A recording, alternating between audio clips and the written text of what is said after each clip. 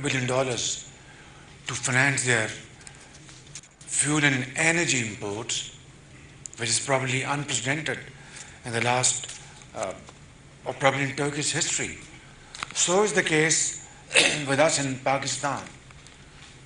This year, we have touched more than $20 billion, which we can hardly afford.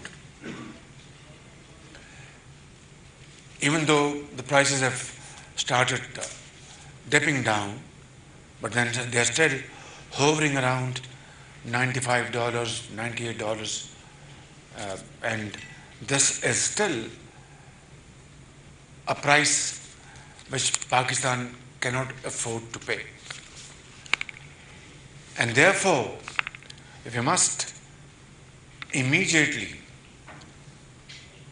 engage ourselves in exploring alternative sources of energy, hydel power generation I've just explained, and renewables, solar, wind power, and by the grace of God, Allah subhanahu wa ta'ala has again been infinitely kind upon Pakistan, having given great resources in this field, which remain largely unexplored. Of course, we have raised something like 500 to 600 megawatts in solar energy and a few hundred megawatts in wind power, mainly in the province of Sindh, in Jampi. Yes, thank you, Jampi. Then we have been discussing in the last few months, while we were also dealing with very serious challenge of putting our economy, first protecting it from getting out of control. We are, by the grace of God, we've been able to save our economy from a serious default. That is, of course, out of our way, but still is a long way to go. And we are negotiating with all those problems on the way. It's very difficult, but not impossible. Coming back to the point, solar energy is the order of the day.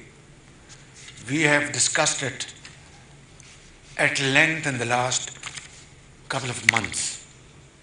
And today, I have a final meeting to take find the scenes as to which are going to be our low-hanging fruit, like 2 wells to be run by solar energy, for example, like about 5,000 to 6,000 megawatts of solar parks through public-private partnership. Solar panels for poor households. Solarization of government offices. These are main areas where we can literally, go running and achieve our targets and win medals like our young and enterprising sportsmen have won medals in Birmingham. And this is where we can be counted and create a difference between the past and today and tomorrow. I have spoken to Brother Mehmet.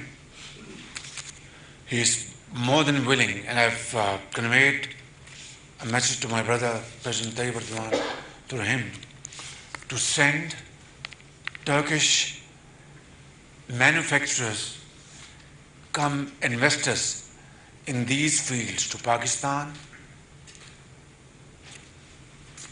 if not yesterday, today and tomorrow.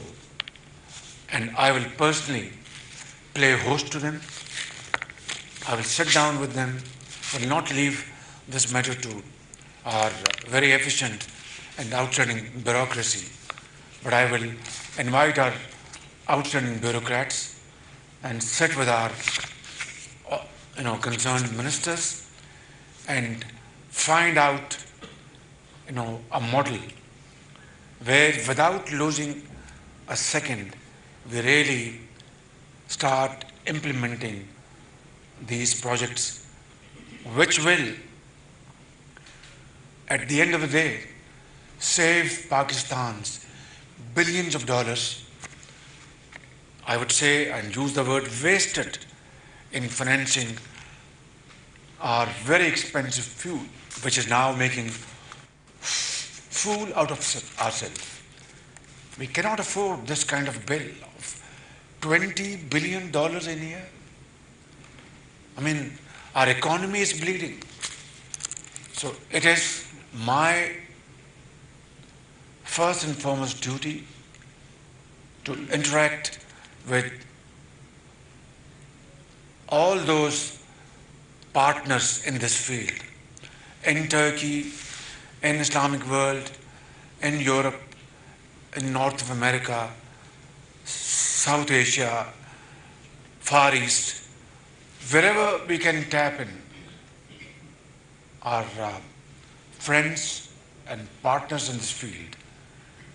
That will be a great service to the people of Pakistan. And I would guarantee swift payments, whether they are profits or whatever, through swift arrangements to potential investors without any recourse, without any reference. No authority will be referred to. The State Bank of Pakistan or the concerned bank will transfer sums of monies, of profits or whatever, installments to that investor in these areas. Hydropower generation, solar and wind. And secondly, it will be all free of bottlenecks, no red tapeism, and I will myself be the chief executive officer for these investments in Pakistan. So I think my brothers and sisters, excellencies, this is what I want to say after inking this agreement, that this is the way forward. Let us put our act together and join our energies and our resources to protect our countries from ever-expanding import bill of energy, and spend our resources and commit our energies to promote these very competitive and oil-free sources of energy to make our industry, our agriculture competitive and to sustain our economies. This is the surest way forward. None other. And this is what I would like to keep on repeating, even at the cost of repetition, that this is the surest way forward and none other. Thank you very much, my brother, for your visit to Pakistan. And as indicated by Brother President Erdogan, that this delegation will be in Pakistan soon as possible. You have really demonstrated that will and commitment. Thank you, Qamar Saab. You have done a great job. Sayyid Naveed Qamar and your team has done a wonderful job. Thank you, Turkey, and thank you, Pakistan, तुर्की पाकिस्तान दोस्ती जिंदाबाद।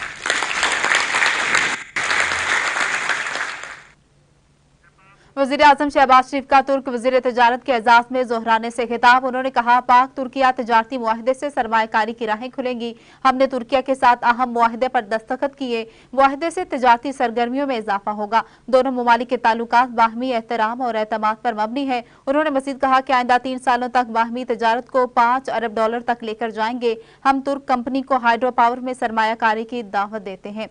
आपको बताते चलें, वज़ीर-ए-आज़म शहबाज शरीफ का तुर्क वज़ीर तजारत के एजाज में दोहराने से खिताब। पाक तुर्किया तजारत मुआहदे से सरमायाकारी की राहें खुलेंगी। हमने तुर्किया के साथ अहम मुआहदे पर दस्तखत किए। मुआहदे से तजारती सरगर्मियों में इजाफा होगा। दोनों मुल्कों के ताल्लुकात बाहमी एहतराम और एतमाद पर मबनी है।